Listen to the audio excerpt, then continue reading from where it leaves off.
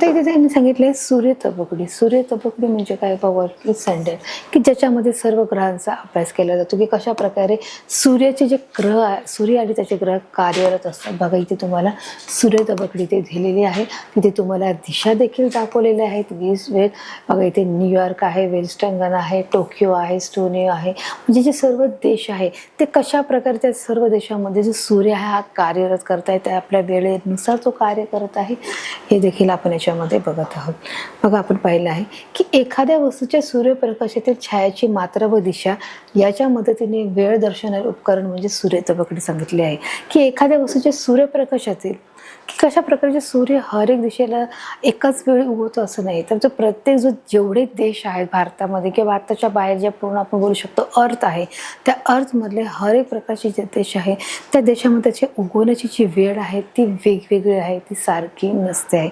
आणि म्हणून त्यांनी सांगितले एखाद्या वस्तूची सूर्यप्रकाशातील छायाची मात्रा व दिशा त्याच्या मदतीने वेळ व दर्शवणारे उपकरण म्हणजेच काय आहे, सूर्य तबकडी आहे. सूर्य तबकडी आपण पाहू शकतो, त्याची जी व्याख्या आहे, त्याचं जे डेफिनेशन आहे ते देखील आपण इथे पाहू शकत आहोत.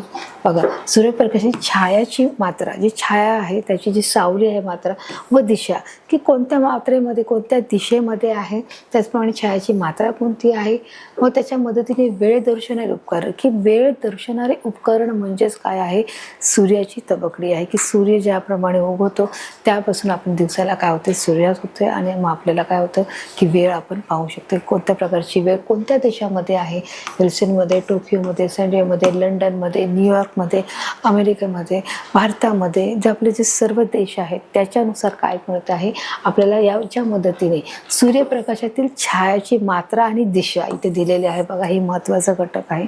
सूर्यप्रकाशातील छायाची मात्रा व दिशा यांच्या मदतीने वेळ दर्शवणारे उपकरण म्हणजे काय आहे, ही सूर्याची तबकडी आहे. ही सूर्याची तबकडी बघा अशा प्रकारे काय करत आहे, काम करत आहे आणि यांच्या मदतीने आपल्याला वेळ दर्शनाचं देखील काम हे महत्त्वाचं होत आहे. याच्यामध्ये प्रत्येक जे देश आहे त्याच्या देशातील वेळ हा निश्चित ठरलेला असतो, की प्रत्येकाची वेळ मात्र ही वेगवेगळी आहे देखील पाहू शकतो. आता बघा आपलं जे पुढचं जे चित्र दिसत आहे त्यात काय लिहिले, भारतीय शास्त्रज्ञ सर CV रामन यांच्या प्रकाशाच्या विविकरण प्रयोगास रामन परिणाम असे म्हटले जाते. आता हे कोण आहेत, सर CV रामन कोण आहेत, भारतीय शास्त्रज्ञ आहेत मुलांनो. हे एक मोठे शास्त्रज्ञ आहेत, भारतीय शास्त्रज्ञ आहेत. यांचा जो जन्म आहे मुलांनो, यांचा जो जन्म आहे तो तामिळनाडूचा आहे आणि त्यांचं जे पूर्ण शिक्षण आहे त्यांनी ते मद्रासमधून घेतलेलं आहे. त्यांचं जे पूर्ण नाव आहे म्हणून चंद्रशेखर वेंकट रमण आहे, परंतु त्यांना सर ही पदवी दिली गेलेली आहे आणि म्हणून त्यांना आपण म्हणत आहोत सर CV रामन.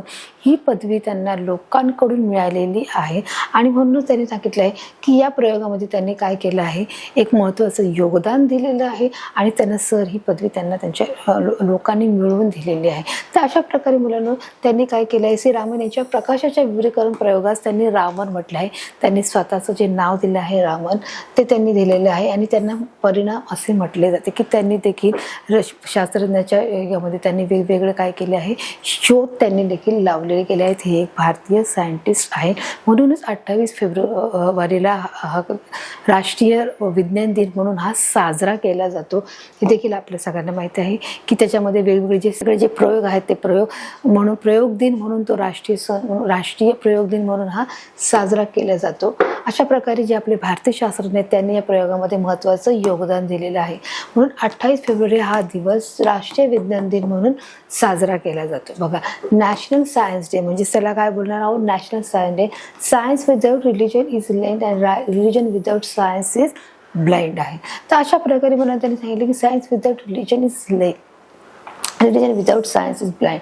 28 फेब्रुवारी हा दिवस राष्ट्रीय विज्ञान दिन म्हणून जगभरामध्ये हा प्रसिद्ध केला जातो. वेगवेगळ्या शास्त्रज्ञांनी जो प्रयोग केला आहे म्हणून त्यांनी काय केलं आहे की 28 फेब्रुवारी हा काय आहे, राष्ट्रीय दिन म्हणून साजरा केला जातो. विज्ञानाचा दिवस आहे, जो सायन्सचा दिवस आहे म्हणून तो हा दिवस काय केला जातो, साजरा केला जातो वेंकटरमण यांच्या स्मरणार्थ. आता बघा इथे दिले आहे न्यूटन तबकडी. म्हणजे न्यूटन कोण आहे, जे मुलांना की एक ब्रिटिश सायंटिस्ट आहे ते की ते आणि त्यांनी तबकडी, जसं आपण सूर्याची तबकडी पाहिली त्याचप्रमाणे त्यांनी देखील एक प्रयोग केला आहे की जे ब्रिटिश शास्त्रज्ञ आहेत आणि ते मुलांना ते आयझॅक न्यूटन यांचं ते पूर्ण नाव आहे. 1600 शतकामध्ये त्यांचा जन्म झालेला आहे.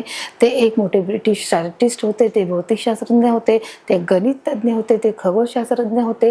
त्याप्रमाणे त्यांनी लॉ ऑफ मोशन म्हणजे गतीचा नियम असे 3 प्रकार देखील त्यांनी शोधून काढलेले आहेत. म्हणजे जडत्वाचा नियम, संवेगाचा नियम आणि क्रिया आणि क्रियाविक्रियाचा जो नियम आहे तो त्यांनी शोधून काढलेला आपण याच्यामध्ये पाहू शकतो.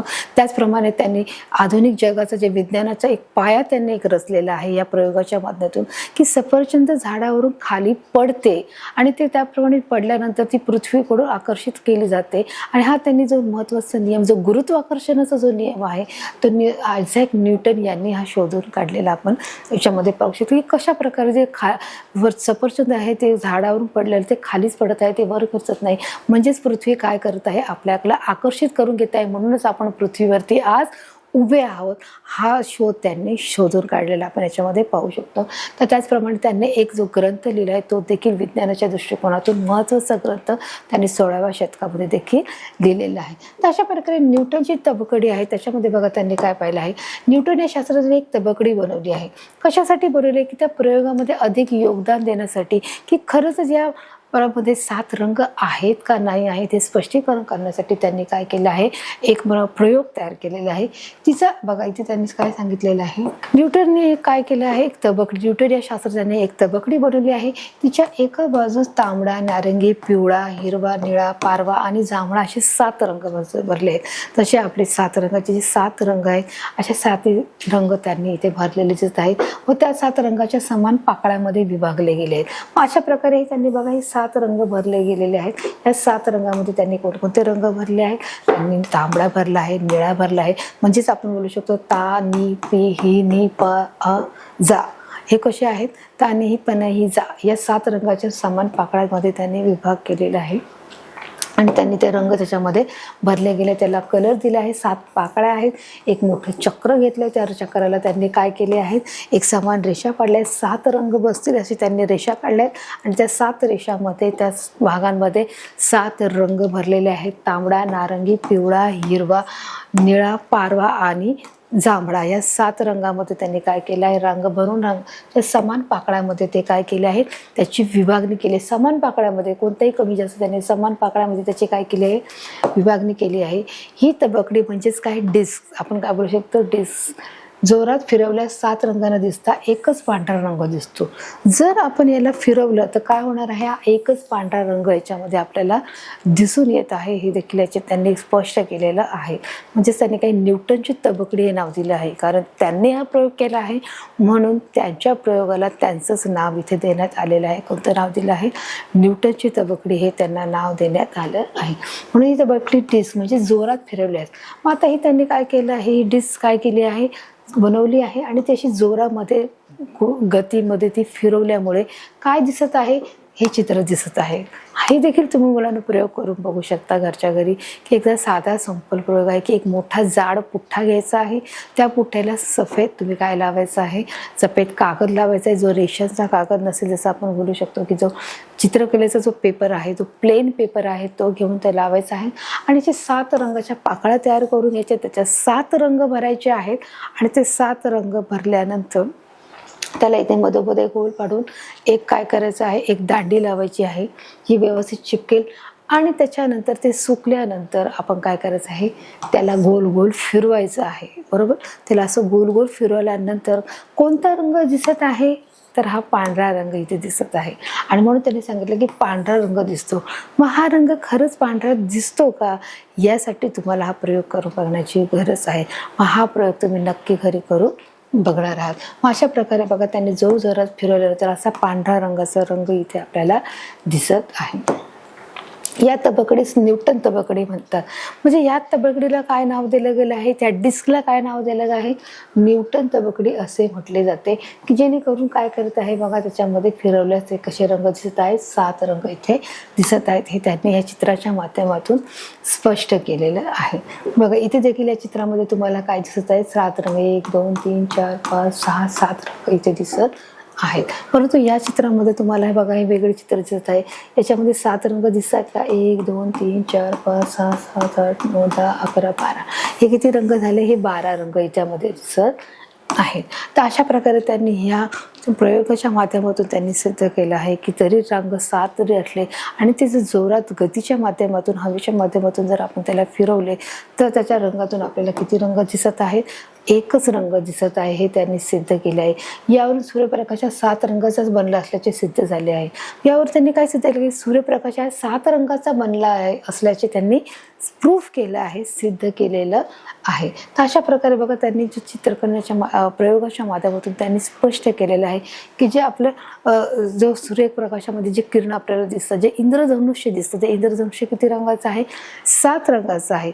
परंतु त्यांनी सिद्ध काय केलं आहे की यावरून सूर्यप्रकाश हा 7 रंगाचा बनला आहे, की सूर्यप्रकाशामध्ये किती रंग आहेत? 7 रंग आहेत. आणि ते 7 रंग असल्यामुळे त्यांनी काय केलं आहे? ते सिद्ध केलं आहे की जरी आपण त्याला गोल फिरवलं, 7 रंगात जी चक्री केली आहे, त्या चक्राला फिरवलं तर त्याच्यातून आपल्याला एकच रंग दिसतो. मग तरी देखील त्यांनी सिद्ध केलं आहे की यावरून सूर्यप्रकाश आहे तो किती रंगाचा आहे? तो 7 रंगाचा आहे. हे या चित्राच्या माध्यमातून आपल्याला अधिक स्पष्ट झालेलं आपण याच्यामध्ये पाहू शकत आहोत. तर अशा प्रकारे म्हणून या पाठामधून जो आपला मुलांना जो पाठ आहे, मुलांना जो प्रकाश आणि छाया निर्मिती, की प्रकाश म्हणजे काय व छाया निर्मिती म्हणजे काय, प्रकाशाचे स्तोत्र काय, प्रकाशाचे असलेले जे विविध जे घटक आहेत ते कोणत्या प्रकारचे आहे, छाया निर्मिती म्हणजे काय, छाया निर्मितीचे जे स्वरूप ते कशावर अवलंबून आहे ते देखील पाहिले आहे. जसे डॉक्टर C.V. रमन यांनी कोणता शोध लावला, आयझॅक न्यूटन यांनी कोणत्या प्रकारचा शोध लावला होता आणि त्याच्यातून कोणता प्रयोग सिद्ध झालेला आहे हे देखील आपण याच्या पाठाच्या माध्यमातून आपण शिकून घेतलेलं आहोत. आता आपण सारांशाच्या माध्यमातून पाहणार आहोत की आज आपण कोणकोणते टॉपिक हे कव्हर केलेले आहे ते देखील आपण बघणार आहोत. जो आपला पहिला टॉपिक आहे, प्रकाशाचे उत्सर्जन करणारा पदार्थ म्हणजे प्रकाशाचे उगमस्थान किंवा स्तोत्र म्हणतात. प्रकाशाचे उत्सर्जन करणारा पदार्थ म्हणजे प्रकाशाचं उगमस्थान आहे आणि काय आहे? स्तोत्र म्हणतात. म्हणजे जे मूळ आहे त्याचं म्हटलं जातं. प्रकाशाचे नैसर्गिक उगमस्थान काय आहे हे सर्वांना माहिती आहे की जे उगमस्थान आहे सूर्य आहे, तारे आहे, काजवे आहे इत्यादी सर्व काय आहेत? प्रकाशाचे उगमस्थान आहे. की सूर्य हा सगळ्या गोष्टीचा प्रकाशाचा मूळ स्तोत्र आहे आणि म्हणून त्याला प्रकाशाचा नैसर्गिक मूळ स्तोत्र काय आहे? सूर्य आहे. पण त्याच्यानंतर सूर्य, तारे, काजवे इत्यादी सर्व काय आहेत? नैसर्गिक उगमस्थान आहे.